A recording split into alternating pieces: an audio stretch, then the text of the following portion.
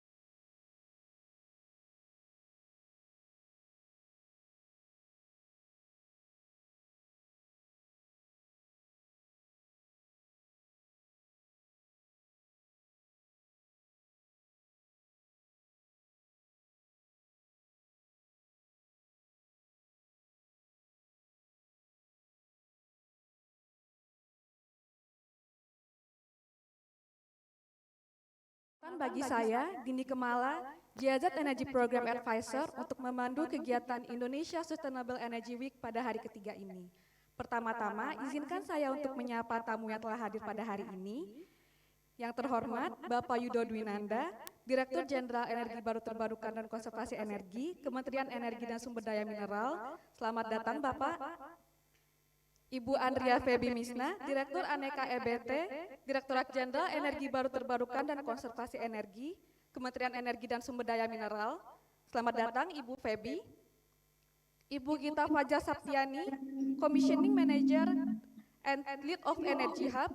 Selamat datang Ibu Gita Fajar. Perwakilan PLN dan sektor swasta, narasumber dan moderator, dan seluruh tamu undangan yang hadir pada hari ini, baik secara langsung maupun secara virtual melalui website ISEO. Assalamualaikum warahmatullahi wabarakatuh. Shalom, Om Swastiastu, Namo Buddhaya, salam kebajikan, salam sejahtera dan salam sehat bagi kita semua. Para hadirin yang berbahagia, sebelum kita lanjut, mari kita simak beberapa petunjuk keamanan dari pihak hotel yang akan ditayangkan dalam bentuk video. Kami persilahkan untuk videonya ditayangkan.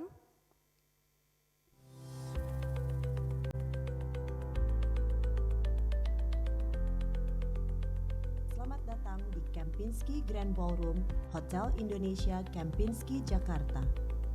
Keselamatan dan keamanan Anda adalah merupakan tanggung jawab kami. Perkenankanlah kami memandu Anda dalam video panduan petunjuk keselamatan ini. Dimohon untuk memperhatikan seluruh petunjuk. Grand Ballroom ini terletak di lantai 11 West Mall di Grand Indonesia. Kempinski Grand Ballroom dilengkapi dengan 7 pintu darurat. 2 pintu darurat berada di area depan dan 5 pintu darurat berada di area belakang. Anda dapat mengakses 2 pintu darurat di area depan dengan berjalan melalui selasar di depan Grand Ballroom. 1 pintu darurat berada di sisi kiri di samping elevator tamu VIP, dan pintu darurat lainnya berada di sisi kanan di samping ruangan VIP. Anda dapat mengakses 5 pintu darurat di area belakang dengan berjalan melalui area servis di belakang Grand Ballroom. Pintu darurat yang pertama, kedua, ketiga, dan keempat berada di area servis. Pintu darurat yang kelima berada di belakang area elevator hidrolik. Apabila alarm situasi darurat berbunyi, tetaplah tenang dan siaga. Apabila alarm diikuti dengan pengumuman dari pengeras suara dan meminta Anda untuk melakukan evakuasi dari gedung, mohon ikuti instruksi berikut. Mohon tetap tenang. Jangan berlari. Jangan menggunakan elevator. Segera berjalan ke pintu darurat yang terdekat. Ikuti arahan dari petugas kami untuk menuju ke titik berkumpul.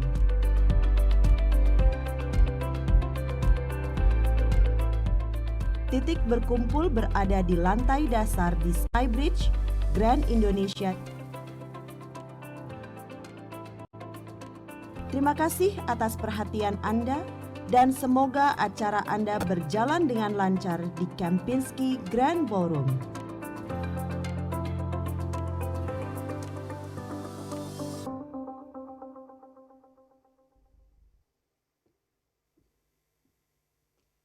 Baik, terima kasih.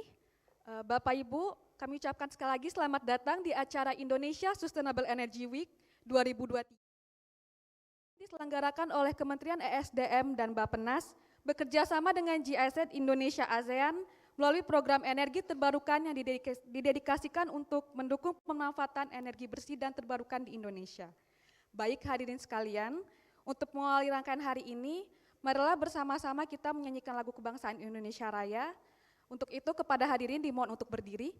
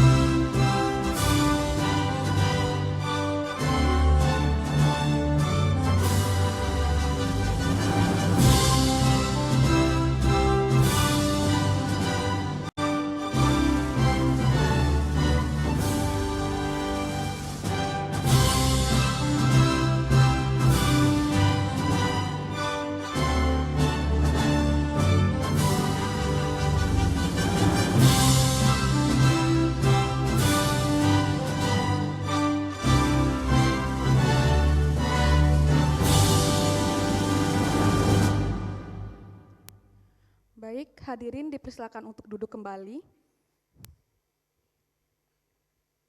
Selanjutnya, mari kita saksikan sambutan dari perwakilan BMZ yang akan disampaikan oleh Ibu Christine Totske selaku Director General for Asia, German Federal Ministry for Economic Cooperation and Development, yang akan disampaikan dalam bentuk video.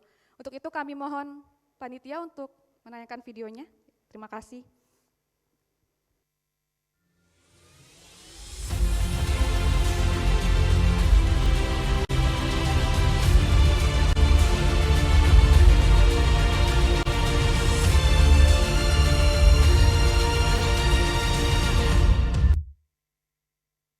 Jakarta.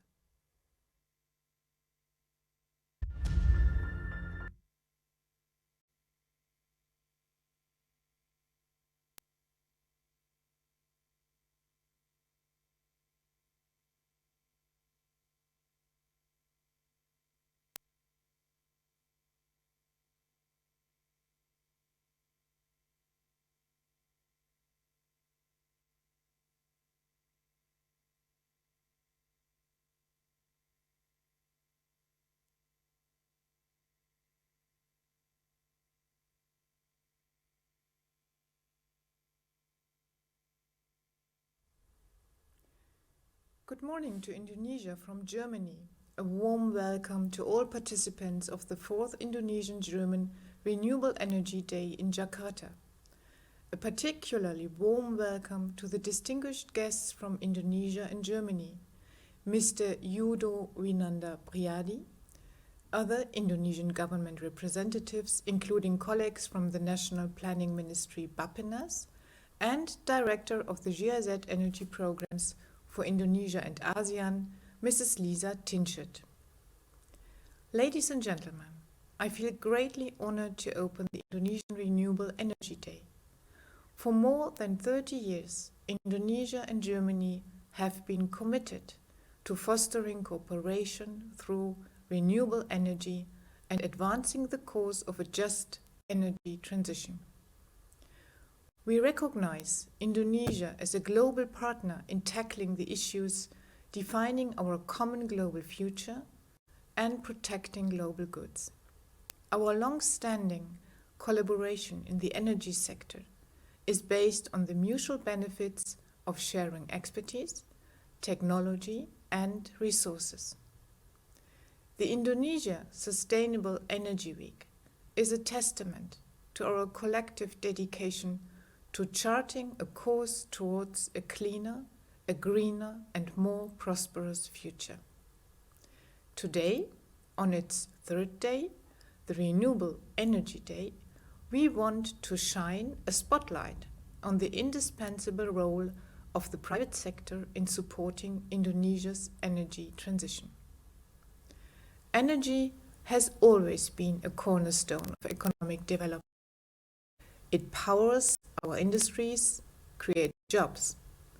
Renewable energy projects hold the key to not only sustainable energy production, but also to job creation, increased industrial activity, economic growth, and economic resilience. We stand at a transformative period, and our commitment to renewable energy will play a pivotal role in securing a brighter future for our planet. With the 2010 Paris Agreement, we have committed ourselves to equally promoting all three dimensions of sustainable development: economic, environmental, and social. The enduring partnership between Germany and Indonesia in the energy sector is a testament to our shared vision of a sustainable world. It is not about either economic development or the protection of our climate and environment. It is about achieving both at the same time, while ensuring that no one is left behind as regards access to affordable and reliable energy. This comprehensive approach also underlines the joint Just Energy Transition Partnership between Indonesia and the G7, the so-called JETP. Launched in November 2022, the JETP represents an historic alliance aimed at securing at least $20 billion in public and private funding to decarbonize Indonesia's energy sector. This was mainly possible due to a joint effort by the government of Indonesia, the G7, the EU, and other countries, the multilateral development banks, as well as private actors. Under JETP, Indonesia strives to cap emissions, peak power sector emissions by 2030, and reach net zero emissions in the power sector by 2050. These jointly agreed goals are and need to remain ambitious in order to significantly reduce carbon emissions and keep the targets of the Paris Agreement within reach. This is a challenging task for all countries worldwide. In order to succeed, we all need to reflect on our own national strategies and action plans and learn from each other. What works? How can we better align our national policies across all sectors with jointly agreed targets and improve the regulatory environment for renewable energies? The Indonesian government has shown remarkable ownership in the JETP process so far. The draft of the Comprehensive Investment and Policy Plan provides an impressive basis for to encourage all partners to uphold this dynamic and to socialize the JETP targets not only across all Indonesian ministries and sectors, but also with the Indonesian population. The public consultation process will be an incredibly important step in this regard, as the experience with the exit from coal has shown in Germany. Because this partnership is not just about emissions, it's about a socially just transition. It's about ensuring that as we shift to renewable energy, we uplift the lives and livelihoods of all Indonesians.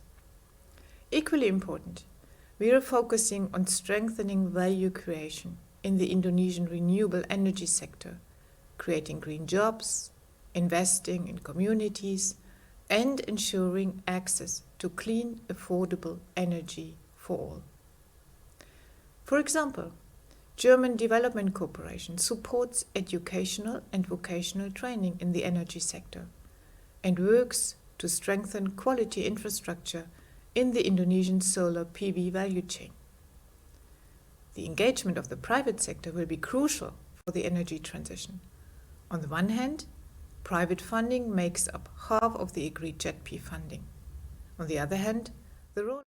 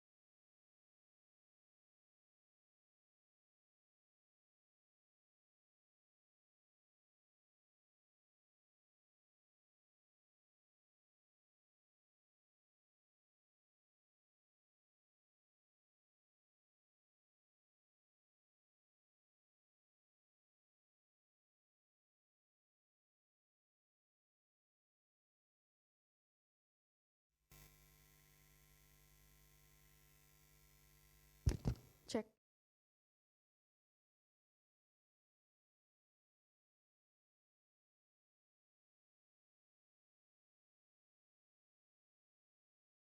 Manager and Team Lead of Energy Hub untuk menyampaikan kata sambutannya. Kepada Ibu Gita, dipersilahkan.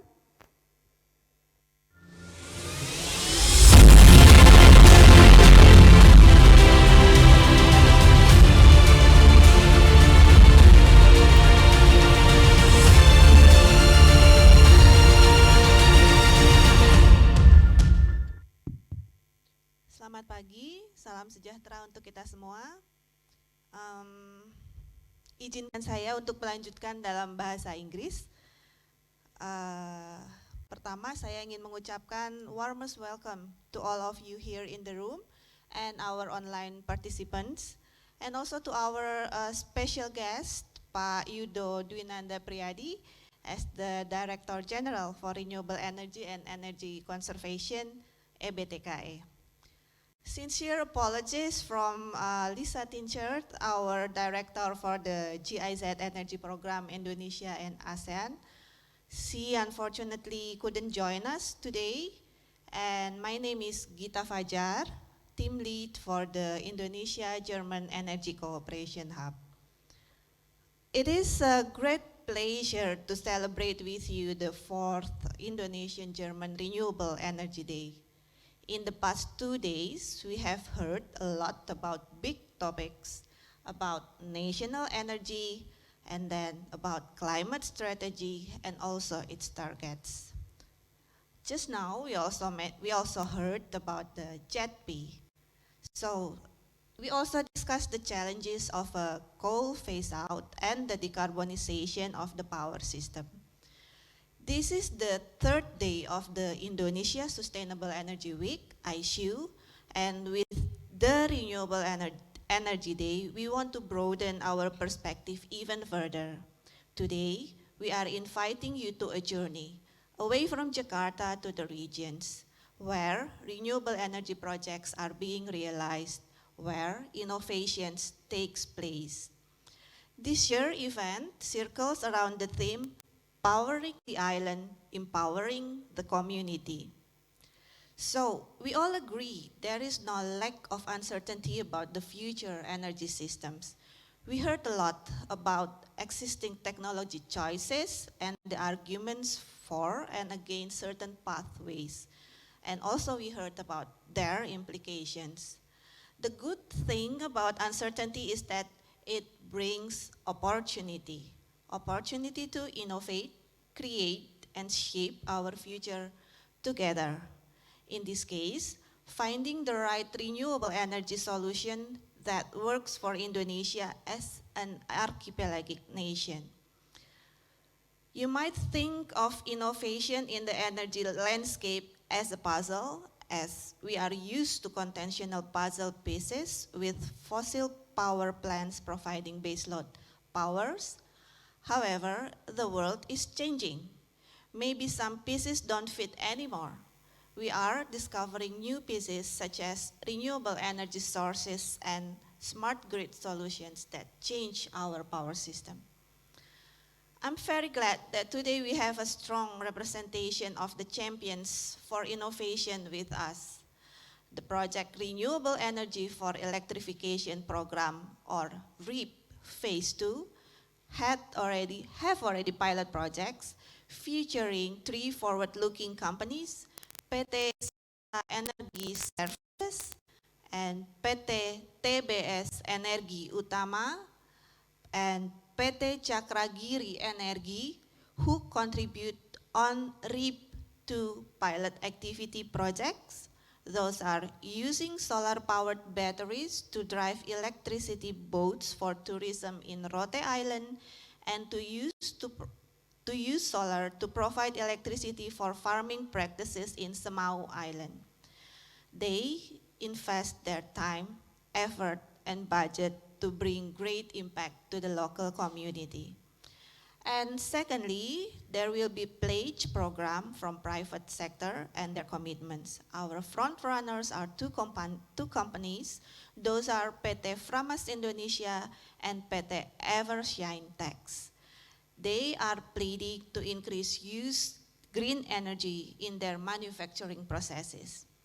Afterwards, until the end of the day, we have a series of talk show sessions with startups, private sector companies, NGOs, and local government. So, in closing, I just want to remind everybody here that today is a call for action, and you are all invited for exchange and to contribute. Thank you for being here today. Let us embark on this sustainable energy together. With that, I would like to thank today's speakers and thank the participants for being here and wish us all a very enjoyable Renewable Energy Day and the 3rd day at ISU. Thank you.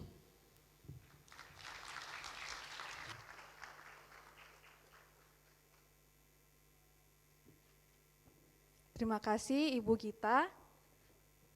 Selanjutnya dengan segala hormat kami mengundang Bapak Yudo Dwinanda Priyadi selaku Direktur Jenderal EBTKE Kementerian Energi dan Sumber Daya Mineral untuk menyampaikan sambutannya. Kepada Bapak Yudo, waktu dan tempat dipersilahkan.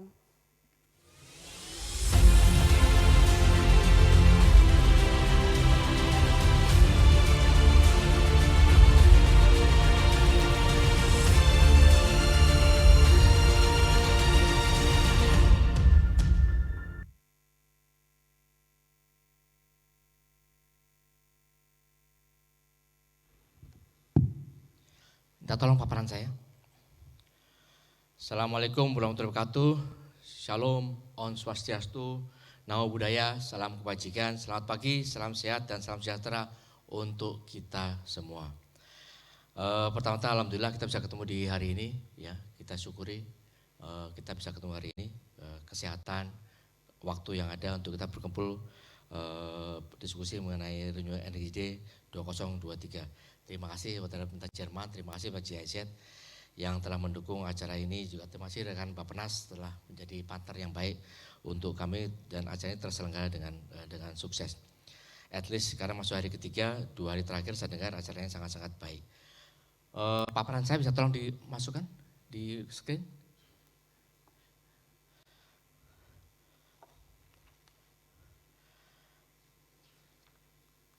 Bisa dipercepat. Bapak Ibu sekalian, meanwhile waiting for my presentation, let me continue. Saya akan bacakan bahasa Indonesia, Bu sekalian ya, karena kebetulan saya lihat ini 99,99% mungkin. a bit exaggerated ya. Bapak Ibu sekalian, EBT telah menjadi fondasi dalam upaya reduksi emisi GRK di global ya, kita tahu persis. Seiring dengan upaya yang nyata untuk mengurangi emisi gas rumah kaca ini, pemerintah dalam banyak hal, termasuk di forum ini, ialah menyampaikan komitmen untuk meningkatkan pemanfaatan energi yang ramah lingkungan. Kita juga melakukan banyak hal terkait dengan mitigation action dan transisi yang adil, just transition. Apa maksudnya just transition? Karena kita bergerak dari energi fosil ke energi terbarukan, gitu kan ya. Ini tentu ada dampaknya. Dampaknya itu bisa jadi ada yang siap, ada yang tidak siap. Kalau ada yang tidak siap, tentu ada yang ketinggalan, gitu. Jadi kita pengen yang adil, satu. Yang kedua ialah kebutuhan Indonesia juga masih tergantung dengan energi fosil. Jadi ada beberapa provinsi di Indonesia, silakan teman-teman yang muda ya perhatikan, ada beberapa daerah yang memang ini ya coal producer provinces, ya itu ekonomi mereka, regional PDB mereka itu, regional GDP mereka itu tergantung daripada coal business. Ya, artinya apa? Silakan dicek, kalau harga batu bara meningkat, regional PDB juga akan meningkat. Kalau harga batu bara meningkat, kesejahteraan masyarakat di setempat juga akan meningkat. Kenapa? Sekali lagi, Indonesia sudah semua orang tahu, kita ialah the largest coal exporter. Ekonomi kita memang to some extent tergantung kepada batu bara. Tapi kita tahu persis, komitmen kita terhadap Paris Agreement, kita akan mengurangi emisi. Ya, one thing for sure, when talking about energy transition, in our case, it should be harder than other countries that right now the dependency on coal business obviously is less than us. That's number one.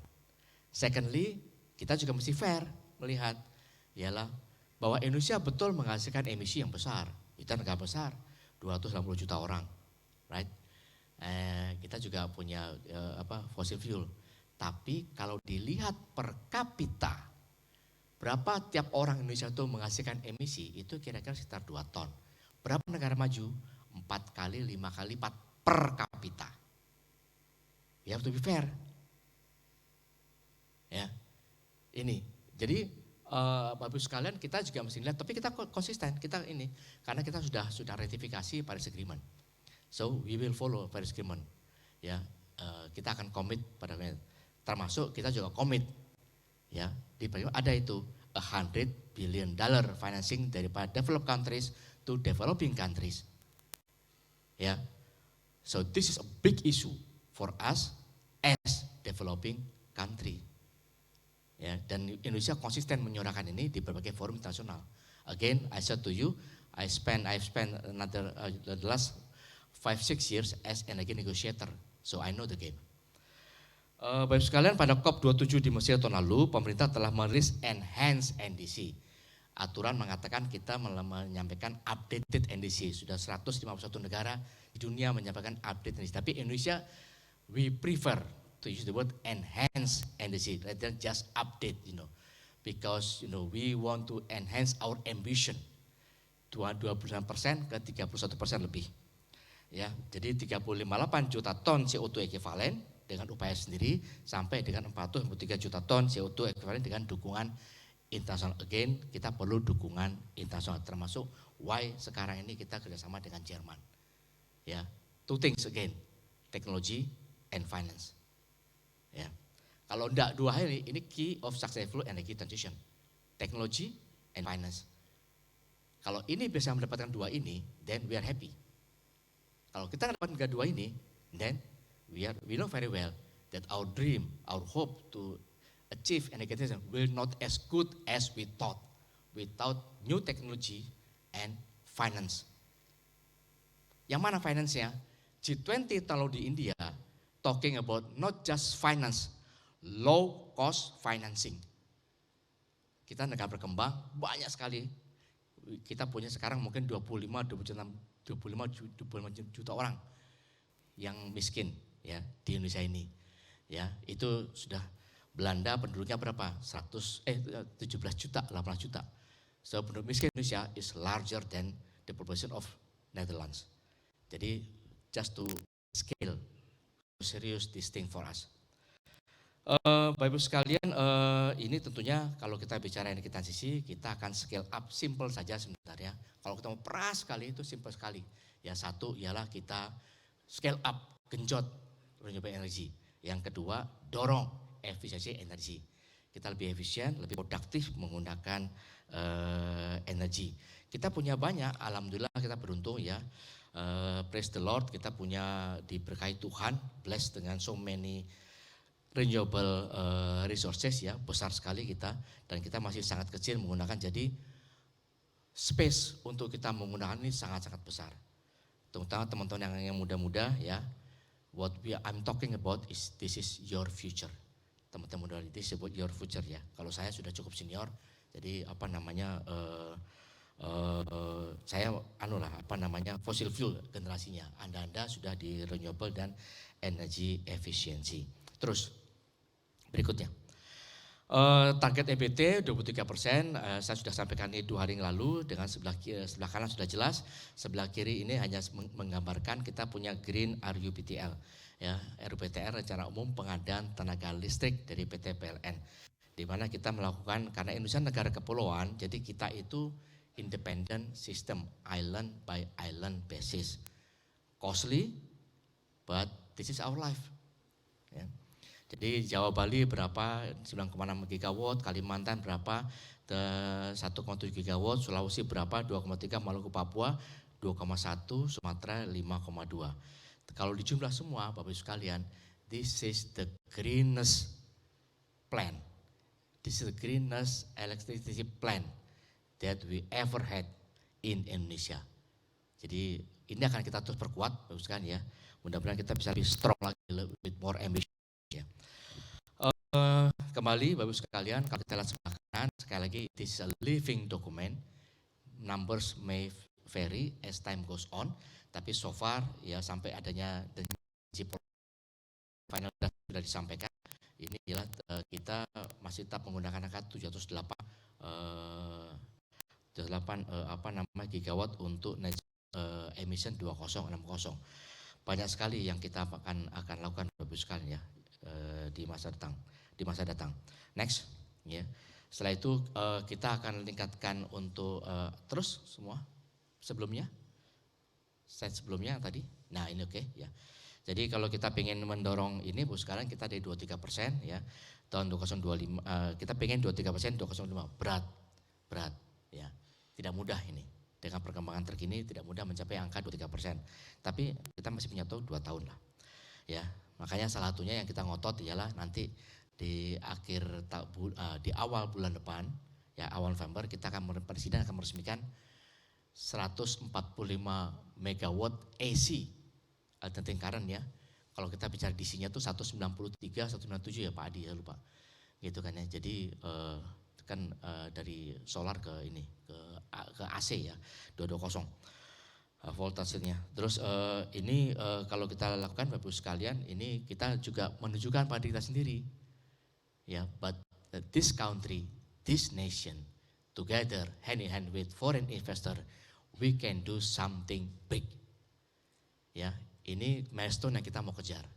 Ya, jadi kita juga perlu percaya Bapak Ibu sekalian bahwa kita semua bisa menghasilkan satu proyek yang besar. Kenapa? Teknologi, finance. We do need new projects on the ground, whether small or large. Ya. Dan di Cilacap berapa potensinya?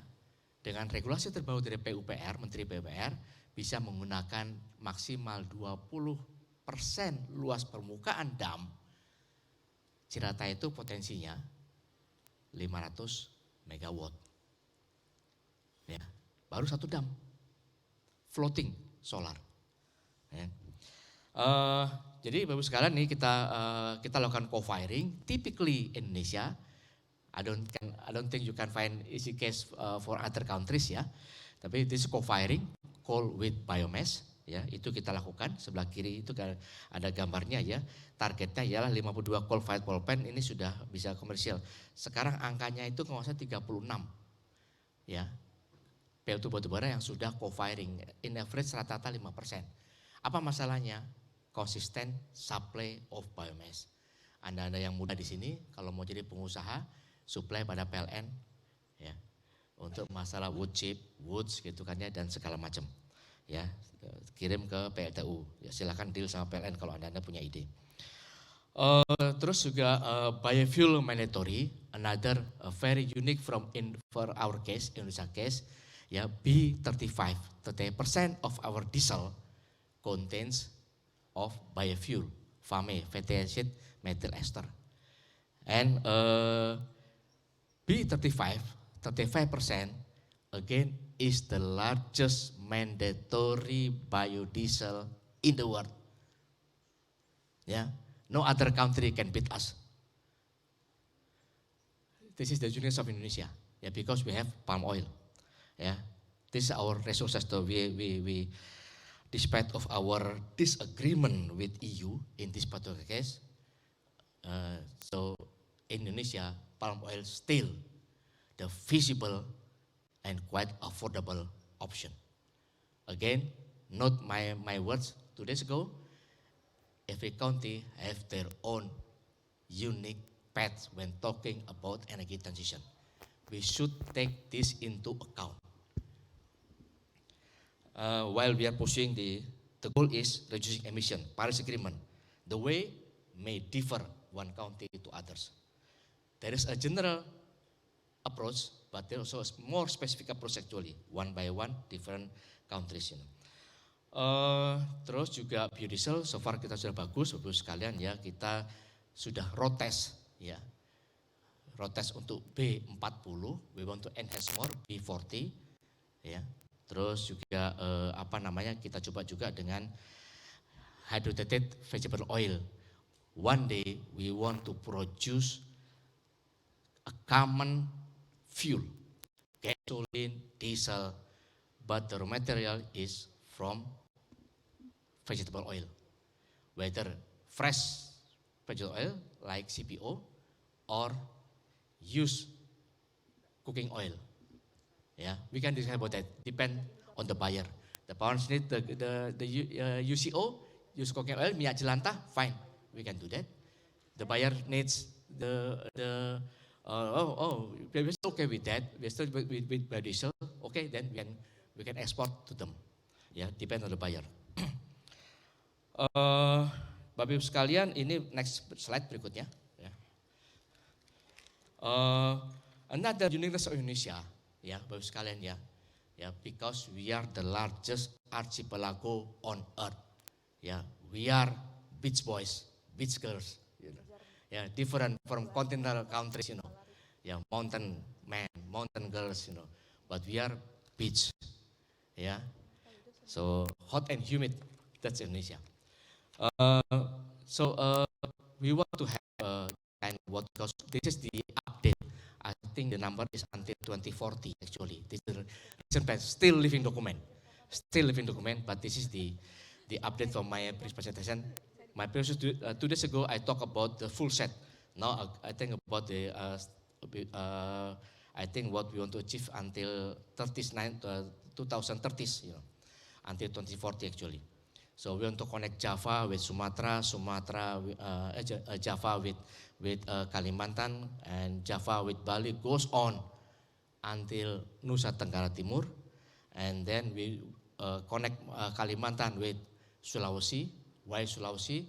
Because many metal processing industries in Sulawesi, they are energy intensive industries that use energy so high, and paying very large cost when talking about energy bill. And then our dream, of course, to create green industries that's fueled by green energy. This is our dream, And then by doing green industry, we hope someday we can achieve green economy. So this is the vision. What we are doing right now is we have the case actually for rapid renewable energy based industrial development. When we want to scale up renewable, the best one, scale up kita genjot, kita gaspol, gitu kan ya. Kita pengennya ialah dia demand-nya mesti naik. Demand naik bagaimana? Ya harus ada industri yang menggunakan industri tersebut. Apa contohnya? Contoh paling klasik ialah Asahan. Ya, PLTA dipakai untuk alumina. Kita punya pengalaman itu. Ya, ini kita coba. Kalau Anda pelajari Vale, ya Vale, nikel ya, itu yang dari Brasil, itu juga mereka punya 3 dam, kira-kira 300-an megawatt dipakai juga untuk industri mereka. So green mining, in my opinion, is not a new issue for Indonesia. Ya, green mining when talking about Vale. Green metal processing, we have the case as well. Makanya kita pengen replicate itu di Kalimantan Utara. Ya, kita punya hydropower besar di sana dari Sungai Kayan, Sungai Mentarang, itu kan ya. And then itu kita bikin yang namanya ialah Green Industry Development in Tanah Kuning Industrial Area. One day kalau sudah full scale yang di Kalimantan about 9 to 10 gigawatts hydropower, and then we will connect to Java. At this period kita harapan green industry di Jawa bisa mulai berkembang. Otherwise di Jawa masih akan mengandalkan solar, geothermal, dan hidro di Jawa sendiri. Karena kita negara kepulauan, independent island.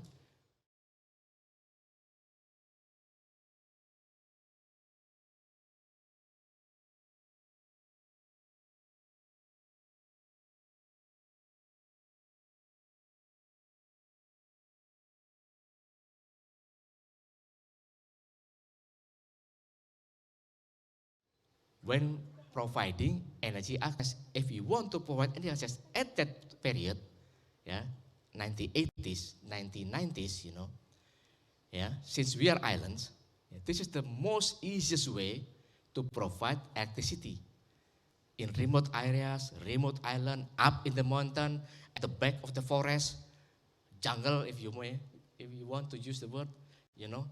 So see, there are more than 5,000 locations of diesel power plant and in more than 2,000 sites. And then although the percentage is very small right now when talking about their supply to PLN, talking about the largest the whole supply of PLN, only I think about 2-3%. Yeah. But this is still the backbone when talking about energy access. We are developing country. At least in our energy policy, we are focused on 3 things. Number 1, providing access, providing this energy. Ya, ini akses. Yang kedua ialah maintain energy security. Kalau kita perlu impor, kita impor. Banyak negara impor energi, nggak usah khawatir. Ya, yaitu LPG kita impor untuk rumah tangga, clean cooking. Bayangkan kalau kita pakai biomass bakar banyak asapnya, pakai LPG, clean cooking. Ya, tiba-tiba ISPA rumah tangga ibu-ibu berkurang. Orang belum melihat ini, tapi itu dampak daripada penggunaan energi. Yang berikutnya ialah affordable. See, islands. Ya, so affordability always be the priority for this country. Ya, karena kita juga menjaga transition, just transition, a fair and affordable transition. Ya. Ini kita mau coba dengan program namanya dedisialisasi, kita mau ganti. Katanya kita komit dengan Paris Agreement. Ya tapi banyak Pak, banyak sekali ini.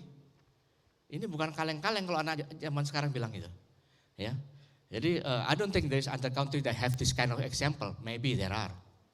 Ya, tapi kita banyak sekali karena kita besar sekali populasinya. Berapa populasi Jawa? Java population is about 148 million people in Java. Berapa populasi Rusia? The whole Russia, 146, 146 million. Put whole Russia, people Russia here in Java, enough. With about 5% of the area, you know, comparing size, you know. Just a joke. Why? So it's very dense. Yeah, we have a very scarce people, you know. We are also very dense people in island of Java. Think about energy. Yeah, that's something that a quite unique challenge, you know. Oh, variety. You can imagine the span that we are managing right now. Next. However, we do need new projects on the ground. We do need new innovation. We do need showcase a demo project that can provide best example. Guys, we can do this. Small but meaningful. Yeah, small but bring the benefit to the people. Small but bring, some way to the first step, second step for us to go at the right direction. Which direction? Green economies one day. Yeah. So among others, utilizing microhydro PP for coffee processing in Tepa Village, Sumbawa. And another example is a fishing industry solar ice maker in Kupang, East Nusa Tenggara. So France, yeah, so cool. Yeah. We chit chat, a while, 2 minutes, 3 minutes this morning. My suggestion for so cool is again to go to the east. Yeah. Please go to the east. The community that have a very good fishing stock. However, because they don't have this kind of facility, there is only one option, sell the fish when it's fresh. And then you know very well when contesting this with market access, suddenly the market access is very, very limited. By doing this, hopefully we can do something and preserve, and then can also opportunity to get a market, go beyond their area or island. And solar water pump in Bali. This is one something that we do need. Kalau Bapak Ibu pergi ke Jawa, ya, ke arah timur sana, terutama kalau pakai mobil, ya, akan banyak melihat, ya, sawah-sawah itu, maksudnya kampung-kampung lah, sawah-sawah di Jawa ini, mulai banyak itu kabel listrik ke tengah-tengah sawah, dan di sana itu ada semacam rumah, itu gubuk lah, gubuk, ya, gubuk itu ialah tempat pompanya rupanya. 10, 11, 12 orang daripada petani itu mereka bikin perjanjian karena mereka bekas tempat, ya, bikin perjanjian mereka, salah seorang ngajukan pada PLN bikin tarik sambungan dipakai untuk pompa untuk irigasi mereka, ngambil dari kali kayak atau ngambil dari bawah itu, ya, ini banyak. Saya melihat berkali-kali, sering lah kalau pulang ke Jawa itu kalau saya itu atau nengok saudara di Jawa itu saya ngelihat banyak sekali hal ini. Jadi petani-petani itu sudah menggunakan juga untuk irigasi. Then the idea came up, why don't we instead of using PLN yang juga ada fossil fuelnya, 9%, dan kita bicara nationwide, ya, itu kita gunakan ini solar water pump ini, bagus, ya kan? Jadi kita mencari satu langkah kecil, menunjukkan bahwa ini doable, ya, tapi penting untuk kita, small but meaningful, dan bring full benefit kepada mereka.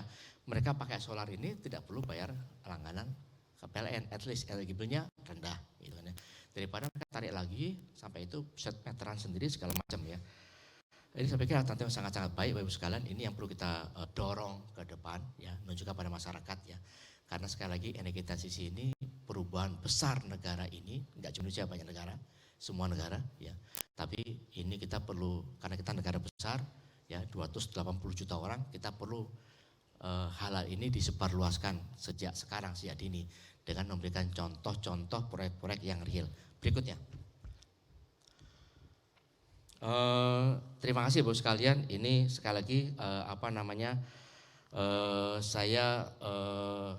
kita menyadari betul Bapak sekalian, ya, upaya transisi energi ini memerlukan dukungan banyak pihak, termasuk mitra kerjasama pemerintah, ya. Dalam ini hari ini kita dengan Jerman, hari Senin lalu kita dengan Netherlands, 3 hari lalu hari Senin itu contohnya tangan proyek Pertamina dengan satu perusahaan di Jerman untuk bikin tin film, ya. Jadi sel surya yang kira-kira setipis plastik, ya, tipis sekali. Nanti apa tujuannya? Mau ada tempel jendela boleh, tempel di tembok boleh, Ya mau Anda kasih kerangka, bikin modusnya versi analisis silahkan. Ya itu teknologi. Berapa efisiensinya? Kalau dibandingkan kemarin angka itu kan sekitar 16% ya. Mereka katanya sampai 18%, 18%. Teknologinya sudah dimatakan pengen sampai 25%. Ya, itu dari Belanda. Dengan siapa? Dengan Pertamina. Jadi mitranya di Indonesia juga bukan kaleng-kaleng. Ya, Pertamina, ya apa namanya? Our National Oil Companies NOC gitu kan ya. Terus berikutnya lagi Bapak Ibu sekalian ialah kami betul-betul mengapresiasi, betul-betul berterima kasih ya atas dukungan berkelanjutan yang diberikan pemerintah Jerman melalui GIZ dan juga dari BMZ ya untuk mengatasi tantangan dan meningkatkan pengembangan EBT di Indonesia.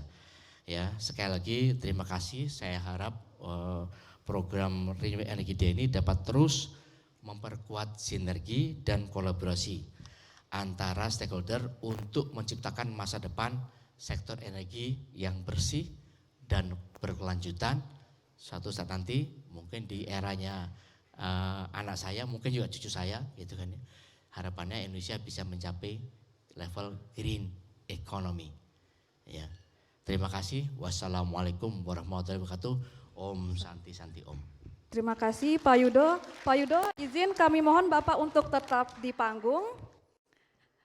Jadi tadi intinya yang saya di akhir tuh it's all started with small steps ya Pak, to make a greater impact. Baiklah, mungkin Pak Yudo bisa bersiap di sebelah kanan gong Bapak, karena kita akan membuka acara ini secara simbolis. Dan kami juga mengundang Ibu Gita Fajar Saptiani untuk mendampingi Bapak Yudo.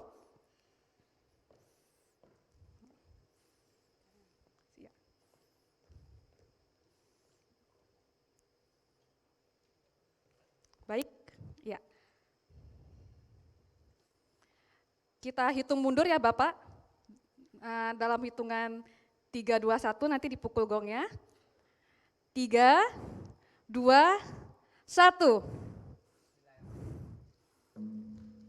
Baik hadirin, dengan pemukulan gong tadi, maka acara Indonesia Sustainable Energy Week 2023 hari ketiga ini serta peringatan Indonesia German Renewable Energy Day resmi kita mulai.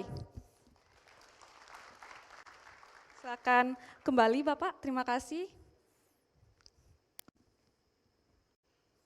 Baik Bapak Ibu, pada ISEW hari ketiga ini kita akan menyoroti bagaimana pemanfaatan energi baru terbarukan dapat meningkatkan produktivitas, mulai dari proyek-proyek energi terbarukan di wilayah rural, bisnis yang melangkah menuju komitmen energi hijau, hingga inovasi terbaru dari green startup.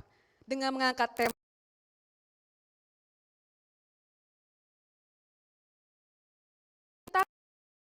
kegiatan, mulai dari pledge program, sesi pilot project, ceremonial kick-off, demo day, serta sesi talk show yang tentunya inspiratif dan informatif. Baiklah, untuk sesi pertama ini kita akan memasuki sesi pledge, di mana kita akan menyaksikan sesi penandatanganan komitmen oleh perusahaan-perusahaan pada program energi terbarukan. Maka tanpa berlama-lama, kami mengundang Direktur PT Framas Indonesia, Bapak Humberto Van Dijk, untuk maju ke panggung dan menyampaikan janji komitmennya. So, Mr. Humberto, please come to the stage.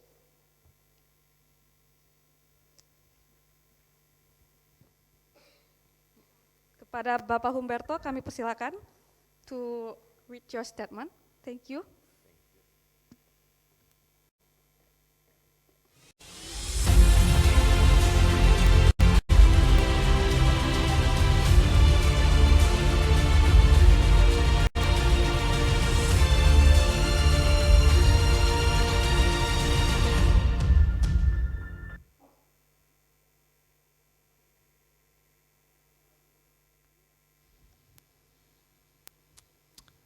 Good morning, everyone.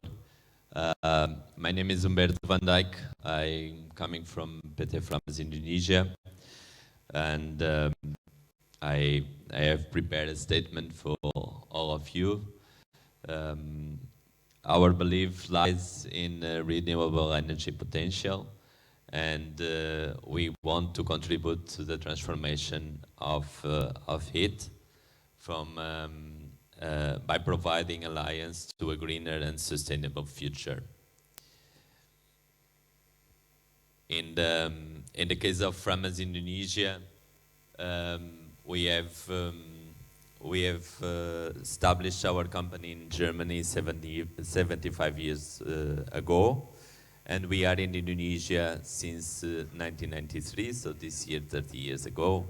We have started our sustainability program on the environmental session by providing 30% of our material on recycled based, and now we started the second stage by investing in renewable energies. So in our case, Framas Indonesia wants to support Indonesians' commitment on achieving 23% renewable energies usage by 2024. Therefore, we pledge to power our production with renewable energy by installing a rooftop photovoltaic panels with an energy generation of 400 kilowatts by 2024. Thank you very much. Thank you, Mr. Humberto. Please stay in the stage. So we have one question, Mr. Humberto. Thank you for declaring Framas commitment. Could you please elaborate briefly why Framas is committed to renewable energy? Well, I think all of us agree that we have no other option, because the world needs a change, the world needs a transformation, and as we see here, 2030 is just in about 6 years, and there is until there a lot to do. So as a company in Framas, we work as we are a manufacturing company. We started to invest in recycled based materials, and we are now starting with bio-based materials, because we believe that fossil-based materials are not to be commercial anymore. The solar panels, it's just a small step to the big step. We are actually not a big company, but we believe by investing in solar panels, we will be contributing for the world, but especially for Indonesia, who has been hosting us for 30 years and deserves actually a better environment. Thank you very much. Thank you, awesome. So please stand in the position right behind the table, Mr. Humberto. Baik, Bapak Ibu, selanjutnya kami mengundang dengan hormat Bapak Michael Sung selaku Direktur PT Evershinetex Indonesia untuk menyampaikan komitmennya. Kepada Bapak Michael Sung, dipersilahkan.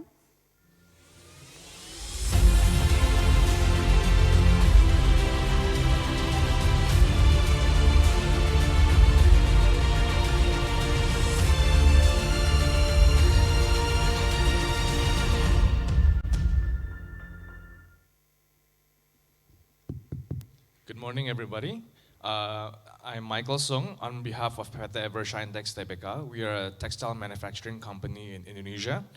So our commitment to pledge is actually to commit to install a solar PV of capacity of up to 1.34 megawatts, while continue to explore opportunities to increase the capacity in the future if the government allows.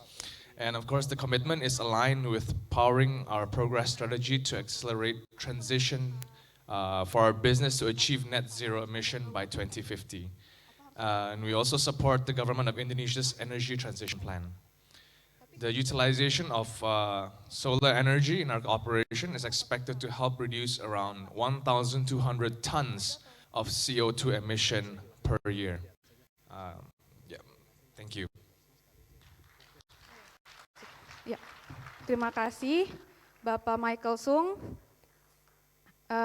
Saya juga ingin menanyakan pertanyaan yang sama dengan Bapak Humberto. Boleh dijelaskan secara singkat dan padat, Pak, alasan PT Evershinetex ingin berkomitmen untuk pengembangan energi terbarukan ini? So on behalf of Evershine, we actually want to be the pioneer for green manufacturing in textiles. So we believe textile actually is one of the biggest contributors of emissions in the world. And we want to be the first to actually push forwards the renewable energy, the green energy and green manufacturing in Indonesia, so that people, other factories in Indonesia would be able to transition from coal power-based energy, heat, and electricity to more green and renewable sectors, so they can produce better quality textiles, more sustainable, and actually even better for the environment. Thank you. Terima kasih Bapak. Baiklah Bapak Ibu, sebelum kita masuk ke sesi penandatanganan komitmen, Bapak silakan berdiri di belakang meja juga. Ya. Kami mengundang Bapak Yudo, Ibu Gita Fajar serta Christoph Lursen selaku Commissioning Manager RIP2 untuk maju ke panggung. Ya. Ibu Gita bisa berdiri di antara Bapak Michael dan Bapak Humberto. Dan Christoph, you can stand beside Bapak Michael. Ya. Baik, Bapak Ibu, sekarang kita akan menyaksikan sesi penandatanganan. Bisa bersiap-siap? Ya. Silakan ditanda tangan.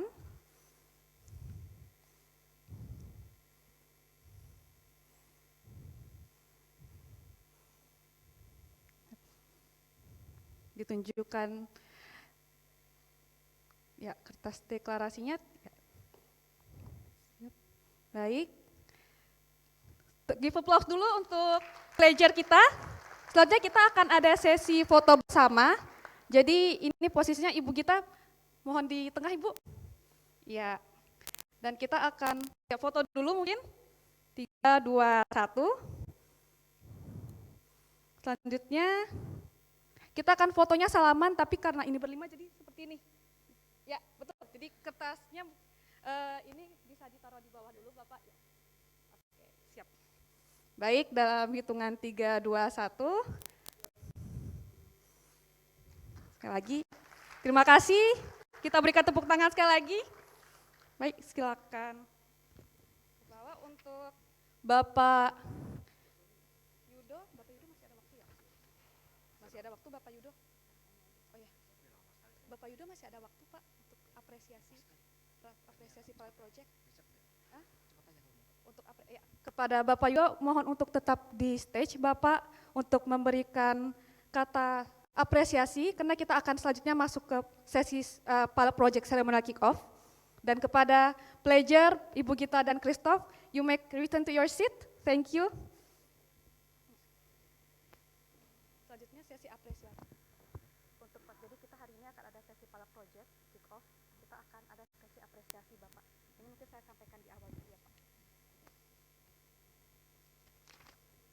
Baik, Bapak Ibu yang terhormat, selanjutnya kita akan memulai sesi pilot project ceremonial kick-off, di mana ini merupakan sesi seremoni dimulainya proyek pencontohan PV Agri Semau dan PV Bortrote, sekaligus sesi pemberian apresiasi kepada kontributor proyek percontohan tersebut.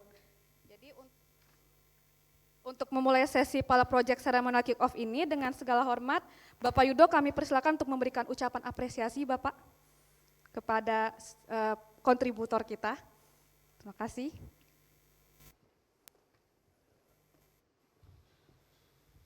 Bapak sekalian, terima kasih kepada para kontributor. Tentunya kita sekali lagi menekankan adalah transisi energi memerlukan keterlibatan banyak pihak, ya tanpa kecuali, karena kita bicara perubahan negara ini untuk semuanya lah, termasuk anak-anak muda, ya anak-anak muda dan green job segala macam ya. Jadi kami sangat terbuka gitu karena untuk menjalankan proyek ini, baik proyek yang besar maupun yang kecil, maupun yang sifatnya dari anggaran pemerintah, maupun yang sifatnya dari swasta, even untuk yang CSR ataupun mungkin dari companies on budget ya, dan juga filantropi, kami tentunya sangat-sangat menyambut. Again, terima kasih kepada para kontributor untuk melaksanakan pilot project ini. Terima kasih. Terima kasih Pak Yudo, mohon untuk tetap di panggung Bapak, izin. Kita sebentar Bapak, kita akan memanggilkan kontributor kita untuk kami mohon Bapak untuk memberikan token of appreciation, lalu kita ini sesi terakhir pilot project. Jadi untuk yang pertama kami mengundang kontributor PV Agri, yaitu Bapak Febri Utomo selaku Project Director PT Semesta Energy Services untuk menerima penghargaan atas kontribusi PT SES pada proyek PV Agri. Kepada Bapak Febri Utomo dipersilakan menuju ke panggung.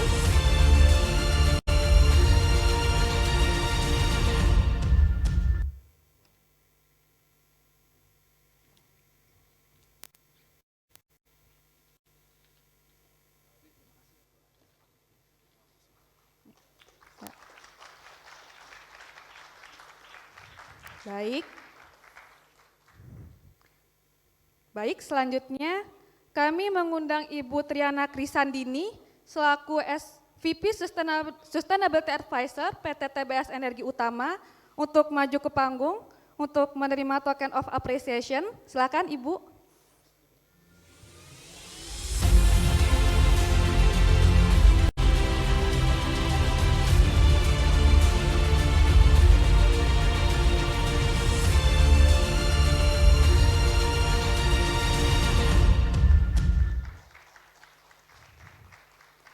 Baik, terima kasih.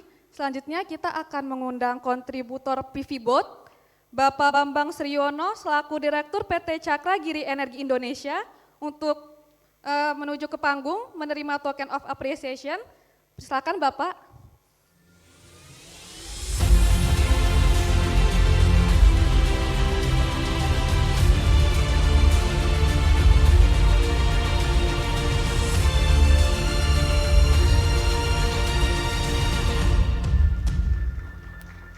Baik, selanjutnya ini sesi foto bersama. Jadi kami mengundang kembali Ibu Gita Fajar Saptiani serta Bapak Christoph Lursen untuk foto bersama kontributor kita.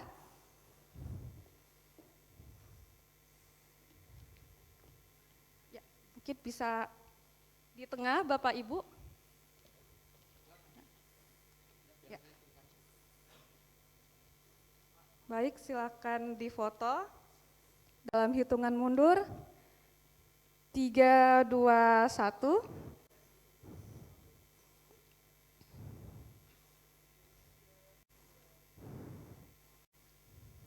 Sekali lagi, 3, 2, 1. Baik, terima kasih. Terima kasih kepada Bapak, terima kasih kepada perwakilan dari PT TBS, dan PT SES serta Cakra Giri. Mari kita berikan aplaus sekali lagi untuk kontributor PV Bot dan PV Agri. Baik Bapak Ibu, sesi foto bersama tadi mengakhiri sesi pilot project ceremonial kick-off. Selanjutnya kita akan istirahat dulu, coffee break selama 30 menit. Dan selanjutnya kita akan masuk ke sesi talk show. Untuk hidangan coffee break sudah disediakan di foyer, di sebelah ruangan ini, dan nanti kita akan kumpul lagi di sini pukul 11. Terima kasih.